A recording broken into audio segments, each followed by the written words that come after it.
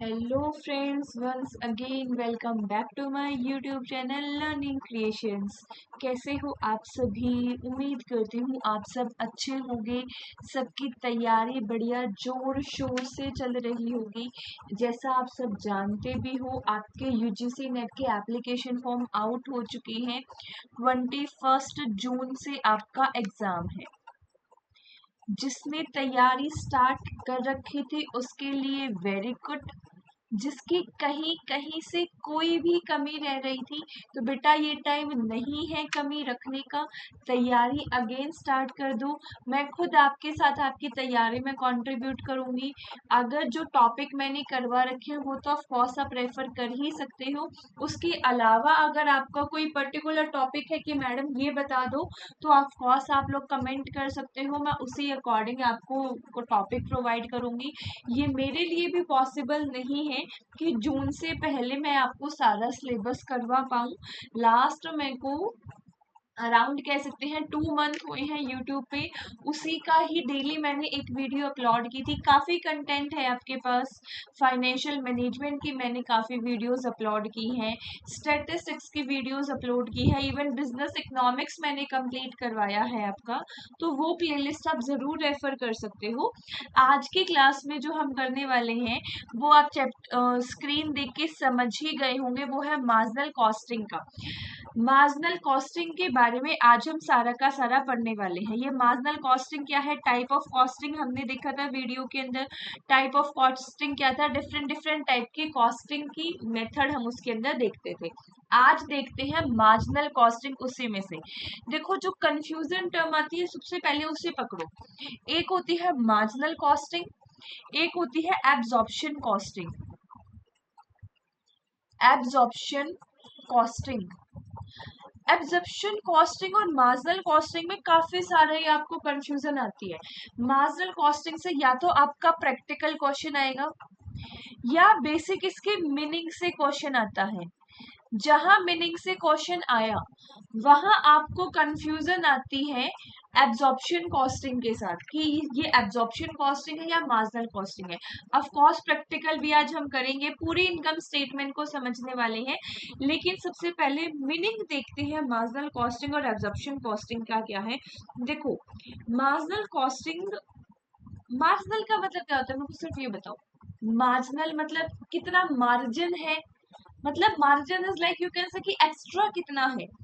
Marginal हमने economics के अंदर भी पढ़ा था ना, मार्जिनल कॉस्ट का कंसेप्ट पढ़ा था, मतलब एडिशनल कॉस्ट। तो वहीं पे ये है मार्जिनल कॉस्टिंग का मतलब है कि एक और यूनिट जब हम प्रोड्यूस करेंगे तो उससे हमें एडिशनल कॉस्ट क्या लगेगी। कॉस्ट दो टाइप की होती है main, fixed cost and variable cost.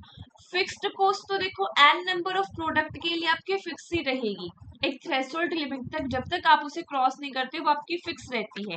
तो मार्जिनल कॉस्ट में जो चेंज आता है वो आता है वेरिएबल कॉस्ट के कारण। इसी वजह से हम वेरिएबल कॉस्ट को ही कई बार मार्जिनल कॉस्ट भी लेके चलते हैं। स्टार मार्क कर लो इस पॉइंट पे, एमसीक्यू आते हैं तुम्हारे पेपर में। एमसीक्यू में पॉइंट पॉइंट पे घुमा देता है, तो इस पॉइंट को मार्क करते चलना। उसके बाद जो वेरिएबल कॉस्ट है उसको हमारे प्रोडक्ट की कॉस्ट कंसीडर किया जाता है। वेरिएबल कॉस्ट जो है मार्जिनल कॉस्टिंग के अंदर, वेरिएबल कॉस्ट को प्रोडक्ट की कॉस्ट कंसीडर किया जाता है। वहीं पे फिक्स्ड कॉस्ट को पीरियड कॉस्ट कंसीडर किया जाता है। पीरियड कॉस्ट यू कैन से टाइम पीरियड। देखो, मेरे पास मैंने एक ना बिल्डिंग ली रेंट पे, मैंने एक बिल्डिंग ली रेंट पे। उस बिल्डिंग के अंदर जो मैंने मशीन रखी है वो मशीन मेरी 100 यूनिट प्रोड्यूस कर सकती है। वो मशीन मेरी 100 यूनिट प्रोड्यूस कर सकती है। अब 100 यूनिट वो प्रोड्यूस कर सकती है, लेकिन अगर मैं 0 यूनिट प्रोड्यूस करता हूँ, मतलब मैं कुछ भी प्रोड्यूस नहीं करता, तो क्या मेरा रेंट नहीं जाएगा? अगर मैं 10 unit produce, for example rent है आपका 2000, अगर मैं 0 यूनिट प्रोड्यूस करूंगा रेंट तो फिर भी 2000 जाएगा, 10 यूनिट प्रोड्यूस करूंगा तो भी रेंट 2000 जाएगा, 50 यूनिट प्रोड्यूस करूंगा तो भी रेंट 2000 ही जाएगा। मतलब कि ये जो रेंट है आपका 2000, ये 1 महीने का रेंट है, पीरियड की कॉस्टिंग है। मतलब फिक्स्ड कॉस्टिंग को आप पीरियड कॉस्टिंग लेके चलते हो, वेरिएबल कॉस्टिंग को प्रोडक्ट की कॉस्ट लेके चलते हो। तो क्लासिफिकेशन कैसे हुआ, फिक्स्ड एंड वेरिएबल के अंदर। यहां तक समझ में आया? इसका मतलब तो ये है कि मार्जिनल कॉस्टिंग के अकॉर्डिंग जो मेरी प्रॉफिटेबिलिटी है वो मेरे वेरिएबल कॉस्ट के ऊपर डिपेंड करती है। यस, आप कह सकते हो, लेकिन यहाँ ध्यान एक पॉइंट और रखना है कि मेरी फिक्स्ड कॉस्ट फिक्स्ड होती है, वेरिएबल कॉस्ट मेरी डिपेंड करती है मैं कितनी यूनिट बना रहा हूँ। एक सूट बनाऊंगी 5 मीटर कपड़ा लगेगा, 2 सूट बनाऊंगी 10 मीटर, 3 सूट बनाऊंगी 15 मीटर, 4 सूट बनाऊंगी 20 मीटर। मतलब कि मैं नंबर ऑफ यूनिट कितनी भी एक्स्ट्रा कर लूं लेकिन उतना ही तो मेरा वेरिएबल कॉस्ट लग जाएगी। तो मैं प्रॉफिट कैसे कमा सकती हूँ इसमें? तो प्रॉफिट आप कमा सकते हो with the help of maximum unit sold करके। आपकी कहने का मतलब ये है कि जो सेल कॉस्ट है ना, सेलिंग प्राइस है, जो आपका सेलिंग प्राइस है वो भी आपका फिक्स्ड रहता है। वेरिएबल कॉस्ट भी आपने बोल दिया प्रोडक्ट की कॉस्ट है। तो जब ज्यादा नंबर ऑफ यूनिट सेल करोगे तो पर यूनिट के साथ आपकी जो फिक्स्ड कॉस्ट है वो कम हो जाएगी, जिसकी हेल्प से आप प्रॉफिट कमा सकते हो। समझ में आया? पॉइंट क्या क्या ध्यान रखने हैं? पॉइंट आपको सबसे पहला तो ध्यान रखना है कि प्राइसिंग डिसीजन स्पेशली मेरे कॉम्पिटिटिव फर्म के लिए ये हमारी हेल्पफुल होता है। दूसरा जो आपको पॉइंट ध्यान रखना है वो ध्यान रखना है प्रॉफिट प्लानिंग के लिए भी ये आपका यूज होता है। आपको प्रॉफिट प्लान करना है कि कितना आप लेने वाले हो कितना नहीं। उसके बाद आप इसमें ब्रेक इवन एनालिसिस देखते हो। देखो ये सारे पॉइंट बताने से पहले मैंने आपको एक बार कॉस्ट शीट बताती हूँ। कॉस्ट शीट भी कह सकते हो आप इसे, और आप इसे इनकम स्टेटमेंट भी बोल सकते हो। क्या? Income statement. स्टार मार्क करके इस इनकम स्टेटमेंट को ना ऐसे याद कर लेना कि कोई तुमसे सपने में भी पूछे तो भी तुम्हें ये पूरी की पूरी याद हो। 2 क्वेश्चन फिक्स है, हाँ फिक्स, बिल्कुल 2 क्वेश्चन फिक्स है, 2 मार्क्स नहीं 2 क्वेश्चन, 4 नंबर फिक्स है इसे। ओके, सबसे पहला आता है आपका सेल्स। सेल्स में से आप माइनस करते हो वेरिएबल कॉस्ट, आपका आ जाता है कंट्रीब्यूशन। कंट्रीब्यूशन में से आप माइनस करते हो फिक्स कॉस्ट, आपका आ जाता है ईबीआईटी। ईबीआईटी में से माइनस करते हो सबसे पहले आप टैक्स, सॉरी इंटरेस्ट, क्योंकि इंटरेस्ट के ऊपर बेनिफिट मिलता है। एक सेकेंड प्लीज, पहले माइनस करोगे आप क्या, इंटरेस्ट, आपका आ गया ईबीटी। देन आप माइनस करोगे टैक्स, आपके पास आ गया अर्निंग आफ्टर टैक्स। सिर्फ इतना सा याद करना है। अब इसके आते हैं हमारे पास प्रैक्टिकल क्वेश्चन, और वो फॉर्मूले कैसे ड्राइव होते हैं चलो वो देखते हैं। सबसे पहला फॉर्मूला, फर्स्ट कंट्रीब्यूशन। कंट्रीब्यूशन का फॉर्मूला होता है आपका fixed cost plus profit. Profit कौन सा? ये प्रॉफिट आप इस ईबीआईटी को ही हम प्रॉफिट बोलते हैं, यहाँ पे लिख लो ये भी। प्रॉफिट मीन्स ईबीआईटी, या तो ये फॉर्मूला आप यूज कर सकते हो या फिर सेल्स माइनस वेरिएबल कॉस्ट। ये कंट्रीब्यूशन का फॉर्मूला समझ में आया? मेरे को ये बताओ, समझने का तो इसमें कुछ था ही नहीं ना, बहुत इजी है। उसके बाद आता है आपका second most important formula, profit volume ratio, PV ratio. Profit volume होता है आपका contribution divided by sales. Percentage में निकालना है तो मल्टीप्लाई कर सकते हो 100 से। ये होता है आपके प्रॉफिट वॉल्यूम रेशियो का फॉर्मूला। यहां तक भी क्लियर?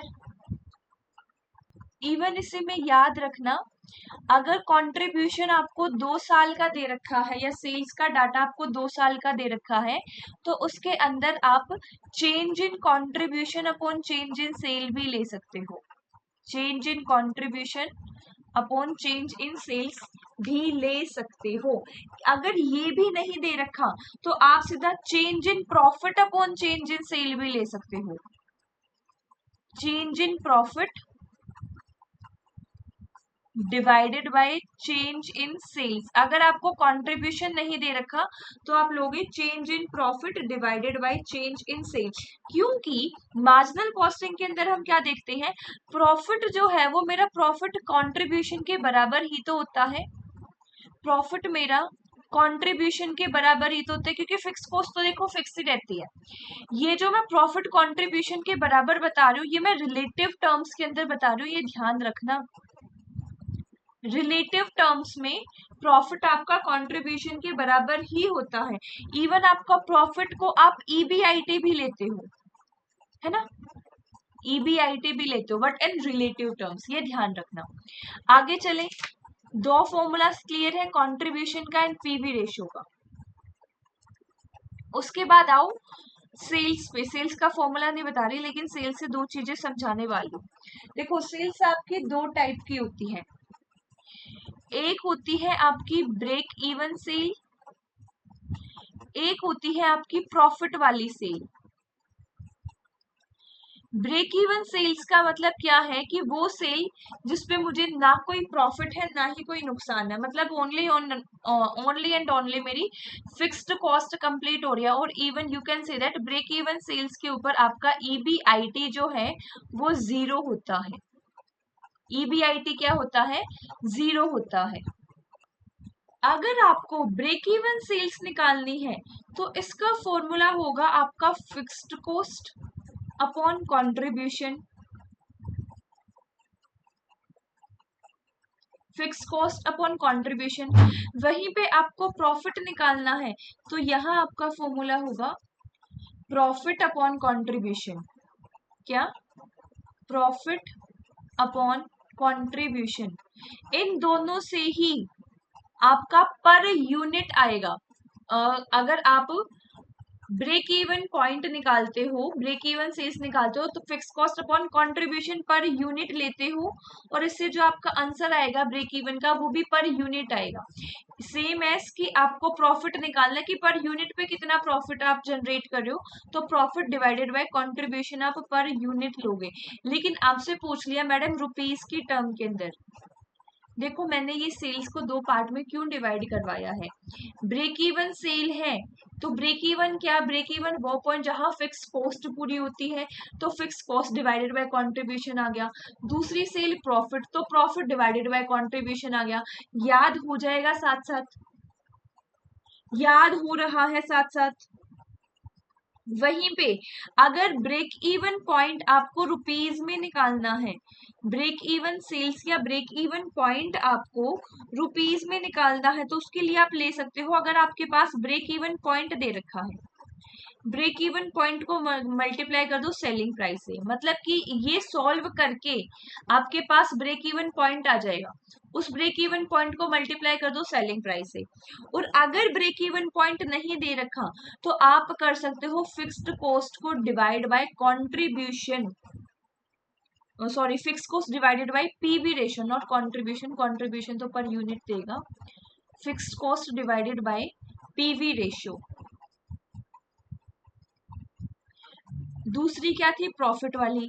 क्या इसमें भी हम यूं ही कर सकते हैं? क्योंकि यहाँ देखो हमने किया था profit upon contribution per unit, यहाँ मैंने रुपीस में निकालने के लिए fixed cost divided by PV ratio किया।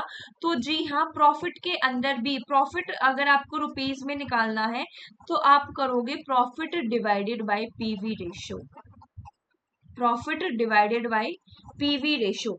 समझ में आया यहाँ तक? जो आपकी ये प्रॉफिट वाली सेल है इसी को आप मार्जिन ऑफ सेफ्टी बोलते हो। स्टार मार्क कर लो, आपको प्रॉफिट वाली सेल नहीं पूछा जाएगा कौन सी होती है, ये बस मैंने आपको समझाने के लिए बताया है। जो आपके एग्जाम के अंदर टर्म यूज होगी वो यूज होगी मार्जिन ऑफ सेफ्टी। साथ ही मार्जिन ऑफ सेफ्टी का आप एक तरीका और भी निकाल सकते हो। अगर आपके पास टोटल सेल्स दे रखी हैं उसमें से आप ब्रेक इवन सेल्स को माइनस कर दो, आपकी मार्जिन ऑफ सेफ्टी वाली सेल्स आ जाएंगी, मतलब आपकी प्रॉफिट वाली सेल्स आ जाएंगी। समझ में आया ये भी? एक बार इसकी थोड़ी सी आई थिंक कंफ्यूजन हो गई है, मैं एक बार बता देती हूँ दोबारा से। ब्रेक इवन पॉइंट का हमने कौन कौन सा फॉर्मूला किया? ब्रेक इवन पॉइंट का सबसे पहले fixed cost divided by PV ratio, ये किया हमने। दूसरा फॉर्मूला किया ब्रेक इवन पॉइंट मल्टीप्लाई कर दो सेलिंग प्राइस से। तीसरा फॉर्मूला किया जहां पे आपको क्वांटिटी के अंदर आंसर मिलेगा, क्वांटिटी के अंदर आपका फिक्स्ड कॉस्ट को डिवाइड कर दो कंट्रीब्यूशन पर यूनिट से। क्लियर है यहां तक? उसके बाद हमने किया margin of safety. Margin of safety का हमने क्या क्या किया?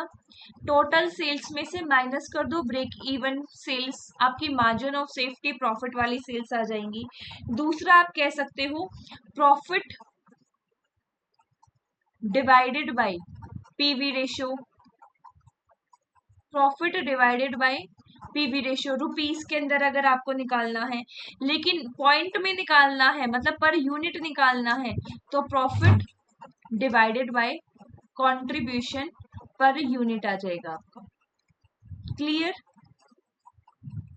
देखो जो ये एक ही चीज को निकालने के आपके पास अलग अलग फॉर्मूलाज है ना, इनको एक ही जगह पे लिख लो। ये भी आपका क्वांटिटी के लिए यूज होता है। याद करने का बढ़िया तरीका बताऊं? Break even point fix cost upon PV ratio, वहीं पे मार्जिन ऑफ सेफ्टी में क्या होगा? प्रॉफिट हो गया तो प्रॉफिट अपॉन पीवी रेशियो। याद हो गया? दोनों में पीवी रेशियो आएगा। ब्रेक इवन निकालना है तो फिक्स कॉस्ट ले लो, मार्जिन ऑफ सेफ्टी निकालना है तो प्रॉफिट ले लो। हो गया याद? दूसरा आ जाओ, रुपीज सॉरी क्वांटिटी में निकालना है तो fixed cost divided by contribution per unit, break even निकल गया।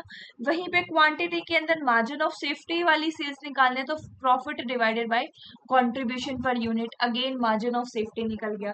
एक एक्स्ट्रा फॉर्मूला दे रखा है आपको ब्रेक इवन पॉइंट का, सॉरी ब्रेक इवन सेल्स का।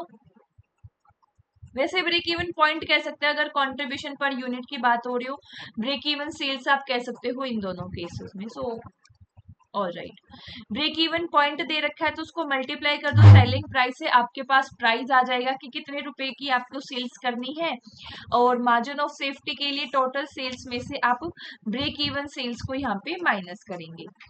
उसके बाद इंपॉर्टेंट फॉर्मूला याद करने का है आपके पास पीवी रेशियो का। पीवी रेशियो का पहला फॉर्मूला सबसे मेन सबसे ज्यादा यूज होने वाला कंट्रीब्यूशन अपॉन सेल्स। अगर कंट्रीब्यूशन 2 साल का दे रखा है तो change in contribution upon change in sale आ जाएगा। कंट्रीब्यूशन दे ही नहीं रखा तो change in profit upon change in sales भी आ सकता है। यहाँ तक क्लियर? चीजें समझ में आ रही हैं? देखो मैं ये एक ही चीज बार बार रिपीट इसलिए कर रही हूँ क्योंकि ये फॉर्मूलाज है, फॉर्मूलाज याद करने की जरूरत पड़ती है। अनदर पॉइंट की इनकम स्टेटमेंट आपको ये पूरी की पूरी याद होनी चाहिए, इसी से आपके लिवरेज के क्वेश्चंस भी बनते हैं। लिवरेज के मैंने आपको प्रैक्टिकल क्वेश्चन करवाए भी हैं, प्लेलिस्ट रेफर कर लेना एक बार प्लीज। Got it? उसके बाद एक कंसेप्ट और आता है हमारा डिजायर प्रॉफिट का। डिजायर प्रॉफिट, डिजायर प्रॉफिट में क्या होता है? आपको ये बताना है कि एक्स नंबर ऑफ प्रॉफिट या एक्स रुपीज आपको कमाने के लिए कितने यूनिट की आपको सेल्स करनी पड़ेगी। आप प्रॉफिट अर्न करना चाहते हो एक्स रुपीज का, तो कितनी आपको सेल करनी पड़ेगी, ये होता है डिजायर प्रॉफिट। तो sale with desire profit star लगा के लिख लो। फॉर्मूला क्या है, किसका है? Sale with desire profit. Sale with desire profit का आपका फॉर्मूला है fixed cost plus desire profit, आपको जितना भी चाहिए डिवाइड कर दो पीवी रेशियो से, ये आ जाएगा आपका आंसर रुपीस के अंदर। वहीं पे अगर आपको चाहिए कितने पॉइंट की, कितनी नंबर ऑफ यूनिट मुझे सेल करनी है, यू वांट की कितनी नंबर ऑफ यूनिट सेल करनी है, तो fix cost plus desired profit divided by contribution per unit, contribution per unit. यहाँ आपके पास आ जाएंगे क्वांटिटी कि कितनी क्वांटिटी आपको सेल करने की जरूरत पड़ेगी। समझ में आया? इजी है ये भी। किसी भी कॉन्सेप्ट को कंप्लीट करने से पहले उसके लिमिटेशंस भी ऑफ कोर्स पढ़ना जरूरी है। तो आपके मार्जिनल कॉस्टिंग की लिमिटेशन क्या है? सबसे पहले लिमिटेशन तो यही, ये फिक्स्ड कॉस्ट को इग्नोर करके चलता है, ignore fixed cost in unit costing. Second है आपकी लॉन्ग टर्म डिसीजन के लिए सुटेबल नहीं है, ये जस्ट आपकी शॉर्ट टर्म डिसीजन के लिए सुटेबल होती है। इन्वेंट्री वैल्यूएशन को ये अच्छे से नहीं समझता, क्योंकि फिक्स्ड कॉस्ट को तो ये एक्सक्लूड ही कर देता है, इग्नोर कर देता है ना। चलिए आगे करते हैं थोड़े से इसी से रिलेटेड क्वेश्चंस हम। उससे पहले दोबारा पूछ रही हूँ, किसी का फॉर्मूला में कोई डाउट हो तो एक बार दोबारा से सभी फॉर्मूलाज को देख लो, याद कर लो, इनकम स्टेटमेंट को अच्छे से पढ़ लो, फिर हम करेंगे क्वेश्चन प्रैक्टिस आज। चलिए फर्स्ट क्वेश्चन आपकी क्लास का, if contribution per unit is 40, fixed cost आपको दे रखी है 80,000, how many unit must be sold to earn profit 40,000। Excellent question, बहुत बढ़िया क्वेश्चन है, मुश्किल नहीं है। पर अगर आप ध्यान से इस क्वेश्चन को देखते हो तो ये क्वेश्चन आपका बना है डिजायर प्रॉफिट का, कि आपको डिजायर प्रॉफिट चाहिए 40,000 का, आपकी फिक्स कॉस्ट दे रखी है 80,000, कंट्रीब्यूशन पर यूनिट दे रखा है 40,000। डिजायर प्रॉफिट का फॉर्मूला क्या था कि आपको डिजायर प्रॉफिट चाहिए कितना, उसमें प्लस कर दो आप अपने फिक्स्ड कॉस्ट को, डिवाइड कर दो कंट्रीब्यूशन पर यूनिट को, कि 40 plus 80 is equal to 1,20,000, contribution है आपका 40,000, 4 3 12 एंड 300, तो 300 यूनिट आपको सेल करनी है 40,000 रुपीज के प्रॉफिट को अर्न करने के लिए। The correct answer of this question is 3,000 unit. Clear हुआ? Move on to the next question. Which of the following is not a valid assumptions of marginal costing? Assumptions क्या है marginal costing की, हम इस question के साथ ही समझेंगे। पहले एक बार आप इस क्वेश्चन को ट्राई करो, क्योंकि ऑफ कोर्स आपने एजम्पशंस पर मार्जिनल कॉस्टिंग का कंसेप्ट पढ़ा है, तो हो जाना चाहिए। ध्यान दे लेना नोट पे, कौन सी एक एजम्पशन नहीं है। Fixed cost remain constant over the relevant range, देखो नाम ही है, चाहे हम किसी भी कॉस्टिंग की बात करो, फिक्स्ड कॉस्ट तो फिक्स्ड ही रहेगी, चाहे मार्जिनल कॉस्टिंग में हो, एब्जॉर्प्शन कॉस्टिंग में हो, एक रेलेवेंट रेंज तक फिक्स्ड कॉस्ट तो फिक्स्ड ही रहेगी। Second point, all cost are classified as fixed and variable. हाँ, मार्जिनल कॉस्टिंग के अंदर मैंने आपको बताया भी, मेनली दो टाइप के cost, fixed and variable. Variable cost per unit increase with output, क्या पर यूनिट के साथ आपकी वेरिएबल कॉस्ट इंक्रीज होती है? क्या पर यूनिट के साथ आपकी वेरिएबल कॉस्ट इंक्रीज होती है? क्या ये एजम्पशंस है मार्जिनल कॉस्टिंग की? Of course not. Variable cost आपकी पर यूनिट के साथ इंक्रीज नहीं होती, और अगर ऐसा हो रहा होता तो मार्जिनल कॉस्टिंग के अंदर मैं प्रॉफिट अर्न करने के लिए मुझे ज्यादा यूनिट सेल करने की जरूरत नहीं पड़ती, मैं वेरिएबल कॉस्ट को ही इंक्रीज करता जाता और मेरे को तो प्रॉफिट होता जाता। So the third option of this question is incorrect. Fourth भी देख लेते हैं, सेलिंग प्राइस पर यूनिट। हाँ, सेलिंग प्राइस आपका कांस्टेंट होता है, बिल्कुल सेलिंग प्राइस कांस्टेंट होता है, इसीलिए आपको ज्यादा नंबर ऑफ यूनिट सोल्ड करनी पड़ती है, क्योंकि सेलिंग प्राइस कांस्टेंट होने की वजह से अगर मुझे ज्यादा प्रॉफिट को अर्न करना है तो वो मैं फिक्स्ड कॉस्ट की हेल्प से कर सकता हूँ, क्योंकि फिक्स्ड कॉस्ट पर यूनिट कम हो जाएगी और वेरिएबल कॉस्ट कांस्टेंट रहेगी। वेरिएबल कॉस्ट आपकी कांस्टेंट रहेगी, फिक्स्ड कॉस्ट आपकी पर यूनिट के साथ चेंज होती जाएगी, तो जितना ज्यादा कम होती जाएगी इवन, तो जितना ज्यादा सेल करोगे उतना ज्यादा बेनिफिट आपको मिलता जाएगा। चलिए एजम्पशंस एक बार रीड कर लेते हैं। Cost classified into two types, हमने देखा बिल्कुल। Variable cost per unit remain constant ये था, और वहां दे रखा था आपको कि इंक्रीज होगी, जो कि गलत था। फिक्स्ड कॉस्ट रिमेन कांस्टेंट, बिल्कुल। Selling price per unit constant regardless of volume, yes. Inventory is valued at the variable cost only, of course yes. Only sales volume affect profit, sales volume ही profit को affect करती है, star mark कर लो, इसको ध्यान रखना है। Linear relationship होता है आपका कॉस्ट वॉल्यूम एंड प्रॉफिट के अंदर, बिल्कुल। एफिशिएंसी एंड प्रोडक्टिविटी आपकी कांस्टेंट रहती है। नो इकोनॉमिक ऑफ स्केल आप यहाँ पे एज्यूम करते हो, कोई इकोनॉमिक ऑफ स्केल नहीं होता, चाहे आप कितनी भी यूनिट सेल कर लो। इस वजह से आपका कोई भी सेलिंग प्राइस इफेक्ट नहीं करता कि आप कितनी यूनिट सेल कर रहे हो। Got it. Move on to the next question. Marginal costing, inventory is valued at, inventory को किस पे वैल्यू किया जाता है?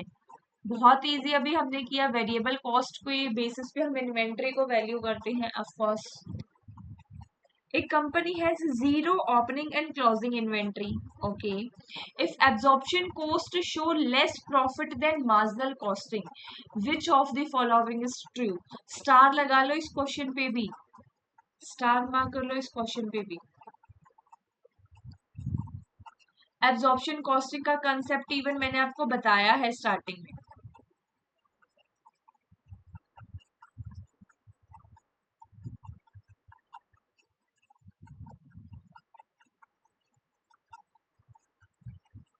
जो ये क्वेश्चन कर देगा उसको मेरी तरफ से एक चॉकलेट, गूगल पे करूंगी मैं चॉकलेट के पैसे, क्वेश्चन सॉल्व कर दूं।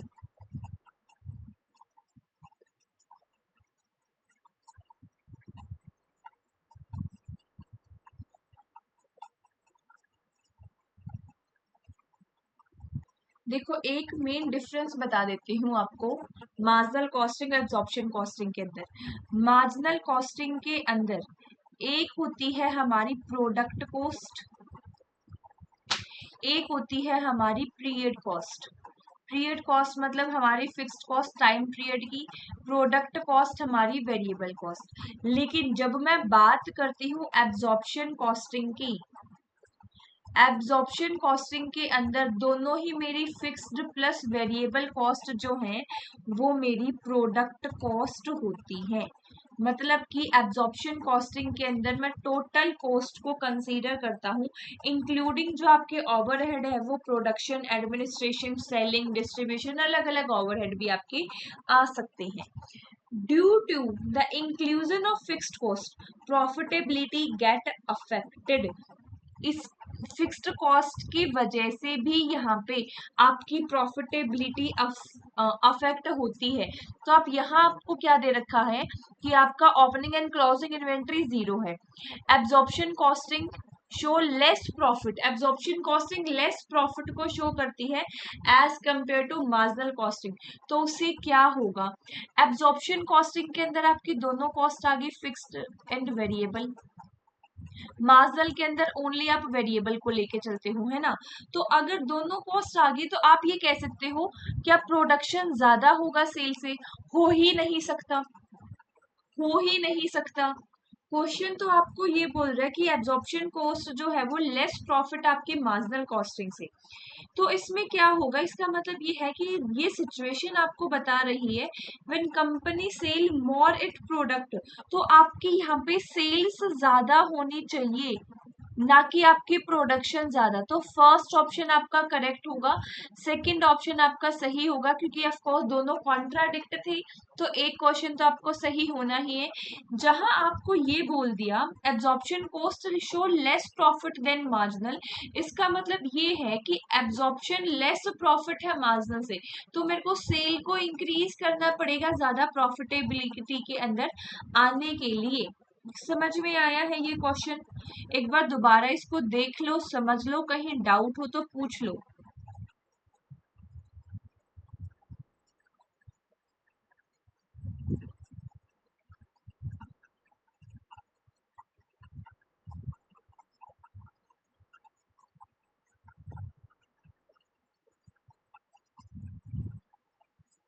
एक लाइन लिख लो, असर्शन रीजन के अंदर भी आ सकती है। एब्जॉर्प्शन कॉस्ट शोज मोर फिक्स्ड कॉस्ट, मतलब क्या है कि मेरे प्रॉफिट जो है वो कम होंगे। वहीं पे मार्जिनल कॉस्ट चार्ज कर रही है फिक्स्ड कॉस्ट ओनली वंस, है ना, ओनली वंस। तो इसका मतलब मेरी प्रॉफिट क्या होंगे, मेरे प्रॉफिट हाई होंगे। समझ में आया ये क्वेश्चन? चलिए move on to the next question.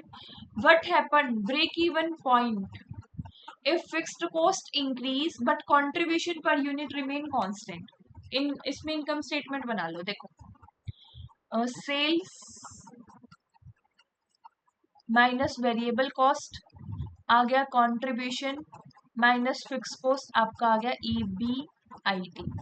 Sales आपकी पहले 100 रुपए की थी, फिर आपकी 200 रुपए की होगी। वेरिएबल कॉस्ट आपकी 50 रुपए की थी, तो यहाँ पे आपकी 100 रुपए की होगी। कंट्रीब्यूशन यहाँ आपका 50 रुपए आ गया, यहाँ आपका 100 रुपए आ गया। क्वेश्चन में क्या बोल रखा है, fixed cost increase but contribution per unit the same. Fixed cost यहाँ पे आपकी मान लिया मैंने 30 रुपए थी, तो यहाँ आपकी 30 का डबल 60 होनी चाहिए थी, लेकिन यहाँ हो गई 60 की जगह 70। तो EBIT आपका यहाँ आया 30, यहाँ आया 20। 20 का डबल आना कितना चाहिए था 40, लेकिन आया 30।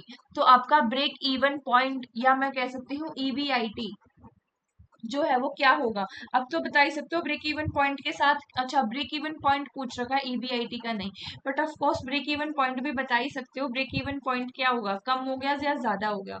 ब्रेक इवन पॉइंट मैंने समझाया है क्या होता है ब्रेक इवन पॉइंट।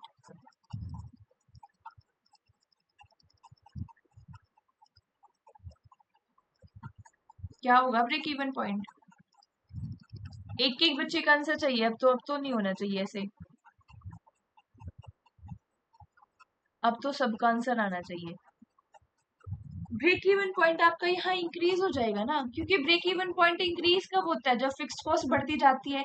जितनी ज्यादा फिक्स्ड कॉस्ट उतना ज्यादा हाई ब्रेक इवन पॉइंट आपको यहाँ देखने को मिलेगा। क्लियर हुआ? मुश्किल तो नहीं था ये, बिल्कुल भी इजी ही था। तो ब्रेक इवन पॉइंट आपका इंक्रीज हो जाएगा जैसे जैसे आपकी फिक्स्ड कॉस्ट इंक्रीज होगी। So conclusion is high fixed cost higher the break even point, low fixed cost lower the break even point. There is a positive relation between the fixed cost and the break even point. Move on to the next question. If firm earn zero profit, zero profit वो कब earn करती है, break even point पे। तो इसमें से break even point का formula क्या है, या किसके इक्वल आपका ब्रेक इवन पॉइंट होगा। Again sale minus variable cost, contribution minus fixed cost, EBIT। आपको दे रखा है EBIT 0, मतलब प्रॉफिट आपका कुछ भी नहीं है। सेल था आपका 100 रुपए, वेरिएबल कॉस्ट थी आपकी 50 रुपए, कंट्रीब्यूशन आ गया आपका 50 रुपए, फिक्स्ड कॉस्ट भी आ गया 50, तो ये हो जाएगा, इसको 50 नहीं तो सारा इक्वल हो जाएगा। वेरिएबल कॉस्ट को ले लो आप 40 रुपए, कंट्रीब्यूशन आ गया 60 रुपए, फिक्स्ड कॉस्ट भी थी आपकी 60 रुपए की। तो जहां आपका ब्रेक इवन पॉइंट होगा या जीरो प्रॉफिट होगा, वहां कंट्रीब्यूशन बराबर होगा फिक्स्ड कॉस्ट के। Option number B is the correct answer. Clear हुआ? इसीलिए कह रही थी इनकम स्टेटमेंट को बेटा घोल के पी लो, ये छोड़ने वाली चीज नहीं है। Next, if the selling price per unit is 50, variable cost per unit 30, fixed cost आपकी 40,000, break even sales क्या होगी, रुपीस के अंदर पूछी गई है। रुपीस के अंदर पूछी गई है तो आपको चाहिए पीवी रेशियो। पीवी रेशियो का फॉर्मूला क्या होता है आपका, कंट्रीब्यूशन अपॉन सेल्स। कंट्रीब्यूशन क्या है, सेल दे रखी है आपकी 50 रुपीज, माइनस कर दो वेरिएबल कॉस्ट को, आ गया कंट्रीब्यूशन आ गया आपका 20, तो कंट्रीब्यूशन आ गया 20, सेल्स है 50, जीरो से जीरो गई। ये आएगा आपका परसेंटेज में निकाल सकते हो पीवी रेट पर, एक सेकेंड, रुको, हमें तो यहाँ पे ब्रेक इवन सेल्स निकालने है, तो इसको यू के यू आप 2/5 ही रखो, इसको काटने की कोई जरूरत नहीं है ताकि हमारी कैलकुलेशन इजी रहे। इसको यूं ही 2/5 रखो। पीवी रेशियो आ गई आपकी 2/5। ओके, आपको निकालना क्या है, break even sales. Break even sales rupees में दे रखी है, तो आपको fixed cost divided by PV ratio. Fixed cost कितनी है 40,000, पीवी रेशियो क्या है 2/5, नीचे 5 है तो ऊपर यहाँ पे मल्टीप्लाई में हो जाएगा, 2 से ये कटा 20,000 पे, 20,000 इंटू 5, 1 लाख इसका करेक्ट आंसर आ जाएगा। समझ में आ गया? इजी थी चीजें, इजी थी या डिफिकल्ट की, बस ये तो बता दो।